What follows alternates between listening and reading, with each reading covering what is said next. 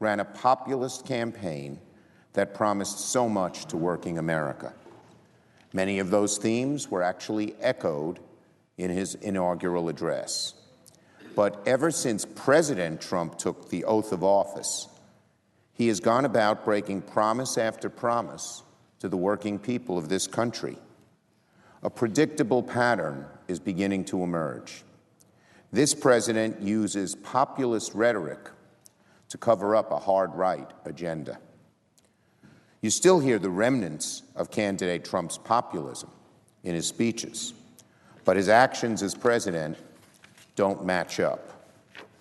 Just an hour after he had delivered populist words on the steps of the Capitol in his inaugural address, the president signed an executive order, his first, I believe, that jacked up the price on Americans trying to afford a mortgage. Ever since, we here in the Senate have been working through the president's cabinet, which is filled not with champions of the working class, not with people who came from the working class, but with a slew of super-rich nominees, Washington insiders, corporate types who have spent their whole careers sticking it to the working man. A president's cabinet provides insight into how they'll govern and what their priorities will be. The president has shown his hand by selecting the most anti-working class cabinet that we have ever seen. The slate of nominees we'll soon consider, including Steve Mnuchin for Treasury, Andrew Puzder for Labor, Mick Mulvaney for OMB, show the yawning gap between the president's audacious promises to working America and the practical reality of his administration, which is steadily stacking the desk against them. This evening, we'll debate the nomination of Steve Mnuchin for Treasury, a cabinet post that will have oversight over Wall Street. Now, candidate Trump spent the campaign lambasting elites and criticizing Wall Street. He said, quote, "I'm not going to let Wall Street get away with murder. Wall Street has caused tremendous problems for us," unquote, his words. But what does President Trump do? With one of his first executive orders, he started the process to try to roll back Wall Street reform, undoing protections we put in place after the financial crisis to prevent another one from occurring. He wants to eviscerate the one agency that sticks up for consumers when they're being ripped off by payday lenders or debt collectors, the CFPB. That is a broken promise. Candidate Trump said at his rallies, "When you cast that ballot," this is his words, quote, "when you cast that ballot," candidate Trump said, "just picture a Wall Street boardroom filled with the special interests and imagine the look on their faces when you tell them you're fired." But President Trump told Steve Mnuchin, a Wall Street insider with decades of experience in that boardroom he described, "You're hired as my Treasury Secretary, no less." That's a broken promise. A president who was a true champion for working America would never consider unwinding protections that were designed to make our financial system more secure and protect hardworking Americans from the risky practices too often seen on Wall Street. For the Secretary of Labor, the president picked Andrew Puzder, a man who once said he prefers robots to human employees because, in his words, they're always polite, they always upsell, they never take a vacation, they never show up late, there's never a slip or fall or an age, sex, or race discrimination case. Secretary nominee Puzder, the guy who's supposed to be protecting laborers, working people, actually said that. I want to read it again. It galls me that this man is nominated for Labor Secretary. Why does he prefer robots to human employees? Secretary Puzder. They're always polite. They always upsell. They never take a vacation. They never show up late. There's never a slip and fall or an age, sex, or race discrimination case. This is a man who has such disdain for workers that he said the minimum wage was a big mistake.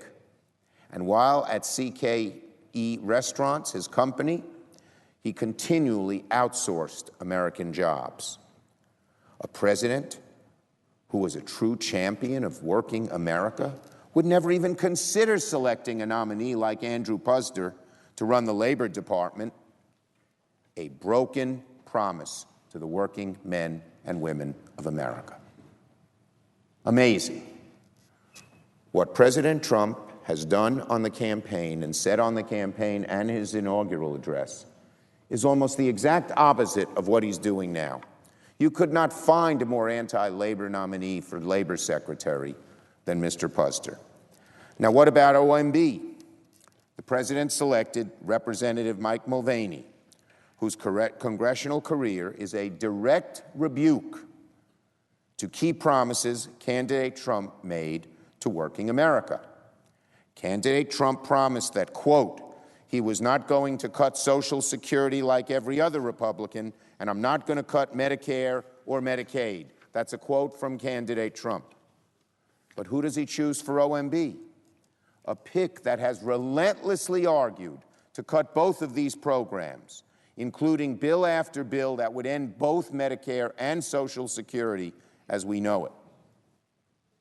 And our new Health and Human Services Secretary, who unfortunately passed this chamber because our Republican colleagues are just marching in lockstep to the president, he's in exactly the same vein.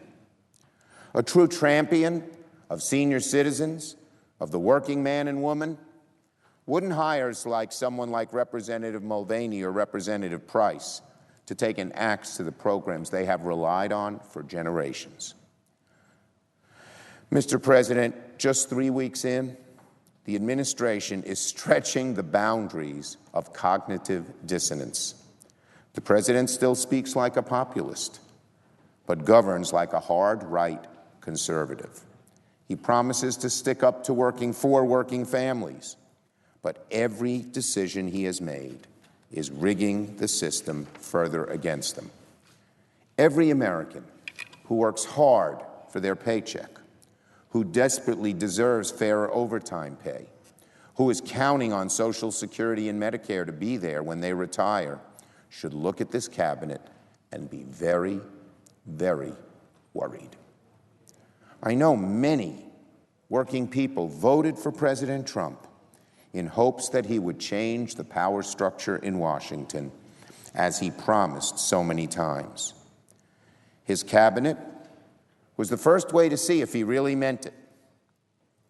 His cabinet is the first way to measure, is President Trump measuring up in his presidency to what he promised in his campaign? Turns out, President Trump was using populist rhetoric to cover up a hard-right agenda, which will be carried out by this bevy of billionaires and bankers and hard-right ideologues. Broken promise after broken promise. Candidate Trump said that Washington was a place where hedge fund managers, Wall Street investors, and the powerful protect the powerful.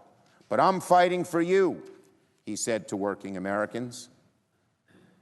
If these first 3 weeks are any indication, that's a broken promise. Mr. President, the nominations of Steve Mnuchin, Representative Mulvaney, and Andrew Puzder represent broken promise after broken promise after broken promise. And we Democrats in the next several weeks will make clear to the American people, as we continue to debate these nominations, that what President Trump said on the campaign trail, he is not doing here as president. He is breaking his promise to the working people of America. Many people, many working people who voted for Mr. Trump are depending on him to do what he said in the campaign. Reading the tea leaves of the first 3 weeks, working Americans are going to be deeply, deeply disappointed over the course of his presidency. Thank you, and I yield the floor and note the absence of a quorum. Clerk will call the roll. Mr. Alexander.